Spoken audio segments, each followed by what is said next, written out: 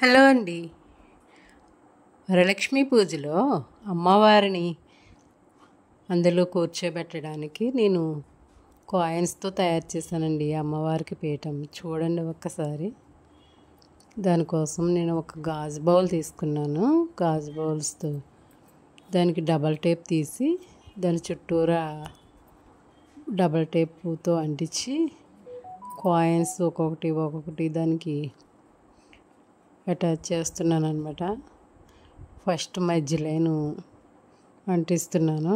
Double tape సగం cut చేసి అంటించి కాయిన్స్ ఒక్కొక్కటి అంటిస్తున్నాను. చూడండి, అది అలా మొత్తం అది అయిన తర్వాత మిగిలిన మొక్క కూడా అది కంప్లీట్ చేసేసుకుని, ఇంకా సగభాగం అంటించలేదు కదా, దాన్ని కూడా డబల్ టేప్ తీసి మిగిలింది కూడా కట్ చేసి దానికి అంటించేసాను.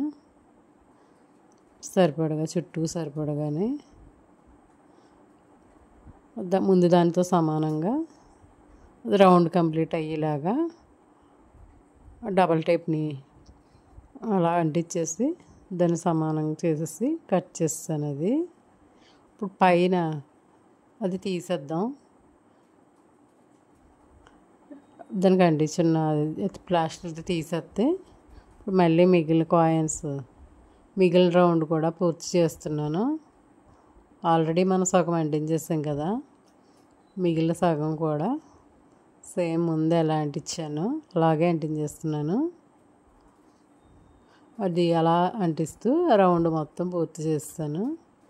తర్వాత మళ్ళీ డబల్ ప్లాస్టర్ తీసుకుని పై భాగాన్ని చుట్టూరా రౌండ్ చుట్టేసి అంటించేసానండి. ఇప్పుడు దాని పై భాగం మళ్ళీ స్టిక్కర్ తీసేయచ్చు.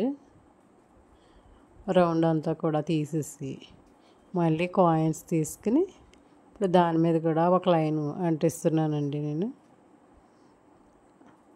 అలా ఒకటి మళ్ళీ చుట్టూరా సేమ్ రౌండ్ వచ్చేలాగా అంటిస్తున్నాను నేను.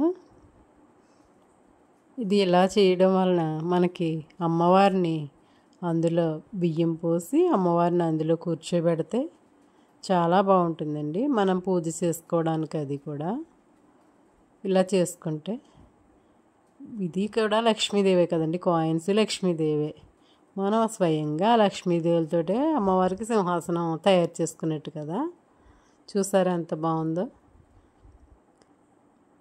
ఇప్పుడు అందులో మనం బియ్యం పోసుకుని దాని నిండాని ఇప్పుడు అందులో మన లక్ష్మీదేవిని అందులో కూర్చోబెట్టుకుని పూజ చేసుకునేటప్పుడు మనం పెట్టుకుంటే చాలా బాగుంటుంది కదండి. అది మీరు కూడా ఒకసారి అలా తయారు చేసుకుంటారని వీడియో తీసానండి. మీరు కూడా తయారు చేసి అలా అమ్మవారికి వరలక్ష్మి పూజకి తయారు చేసుకుని మీరు కూడా పూజ చేసుకోండి. నా వీడియో నచ్చితే లైక్ చేయండి, షేర్ చేయండి, సబ్స్క్రైబ్ చేయండి. మీరు కూడా తయారు చేసుకోండి.